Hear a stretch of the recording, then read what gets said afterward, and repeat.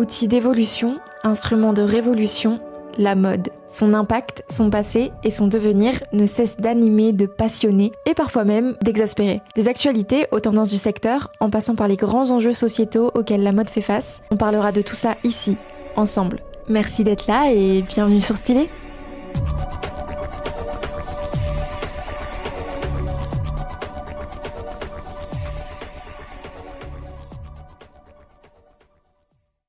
Bonjour et bienvenue dans ce nouvel épisode des actualités mode de la semaine. J'espère que vous allez bien et que ces derniers jours se sont bien passés pour vous. Côté mode, on a appris quelques nouvelles importantes, alors sans plus tarder, voici le sommaire du jour.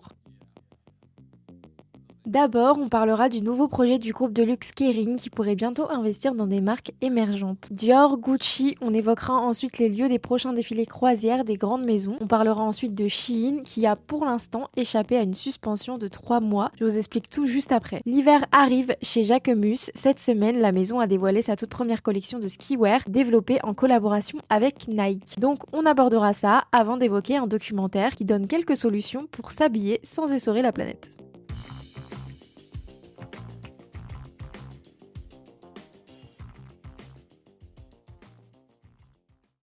Si vous suivez le podcast depuis un petit moment, vous devez sans doute savoir que le groupe Kering est en pleine transformation et qu'un nouveau directeur général, Luca de Meo, est arrivé en septembre dernier. Et bien cette semaine, on a appris que Kering serait en train de lancer un nouveau projet. D'après une note interne datée d'octobre et révélée par l'agence de presse Reuters, le groupe travaillerait à la mise en place de House of Dreams, un outil qui lui permettrait d'investir dans des marques émergentes. D'après la note révélée par Reuters, cette nouvelle structure devrait être testée dans une première phase de 90 jours, sans date de lancement précise. House of Dreams devrait en tout cas disposer d'une équipe dédiée qui sera chargée d'identifier les marques à fort potentiel.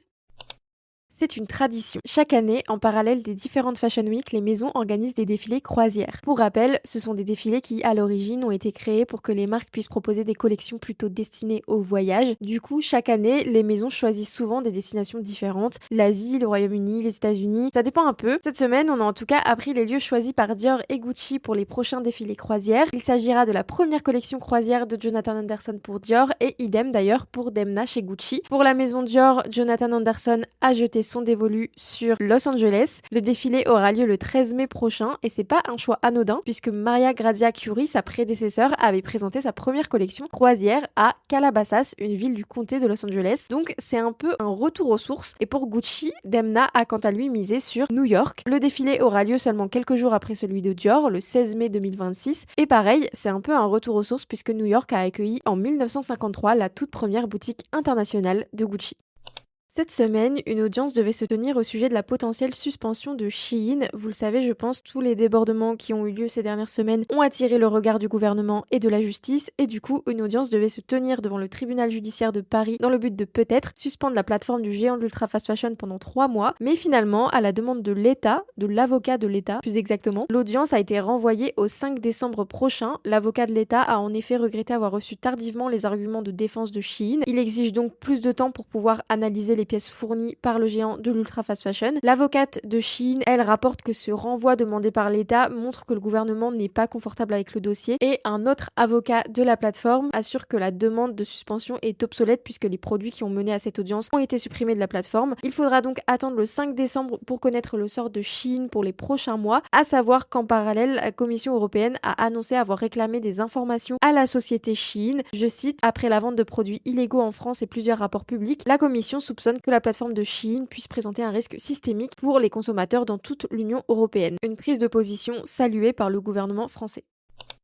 Les journées raccourcissent, les températures baissent, l'hiver approche à grands pas et Jacquemus compte bien s'emparer de cette nouvelle opportunité. Cette semaine, la marque fondée en 2009 par Simon Porte Jacquemus a dévoilé l'hiver, une collection de skiwear créée en collaboration avec Nike. Dans un communiqué envoyé en exclusivité au magazine WWD, Jacquemus explique qu'il a toujours été un fan de ski, que c'était son sport préféré et son escapade hivernale préférée. Je cite: la tenue de ski m'a toujours fasciné et je suis un grand collectionneur de pièces de ski vintage des années 80. Cette collection avec Nike est une opportunité pour moi d'apporter une nouvelle histoire de mode à notre collaboration et à la communauté du ski, ce qui est une première pour moi. On retrouve donc 18 pièces dans cette nouvelle collection, allant des blousons Gore-Tex, le Gore-Tex étant un matériau imperméable et respirant, aux pantalons de costume Gore-Tex, en passant par des skis évidemment, mais aussi des moon boots, des masques de ski ou même une combi Jacquemus X Nike. Le tout pour un prix oscillant entre plus de 3500 € pour un manteau et 110 € pour une brassière de sport. Si vous voulez découvrir la collection, en tout cas, elle est déjà sur le site de Jacquemus ou sur ses réseaux sociaux.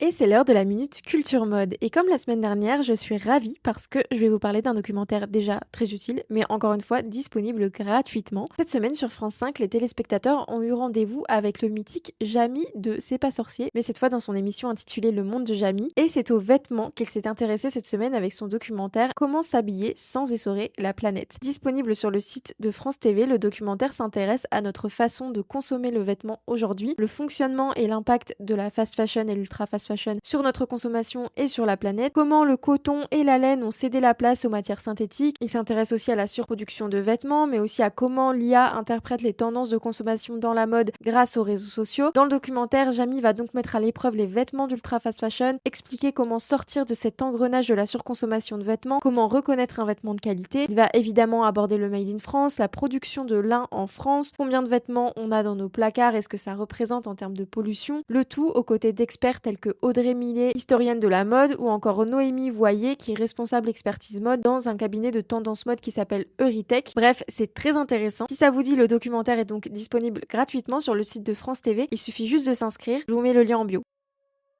Et voilà, votre récap des actualités mode de la semaine est désormais terminé. J'espère que cet épisode vous a plu et qu'il vous a appris des choses. Merci infiniment de me suivre, d'écouter le podcast ou de le commenter aussi, ça me fait très plaisir de recevoir vos messages. N'hésitez pas à vous abonner ou à donner votre avis avec les petites étoiles si ce n'est pas déjà fait. Et en attendant le prochain épisode, je vous dis à bientôt sur Stylé.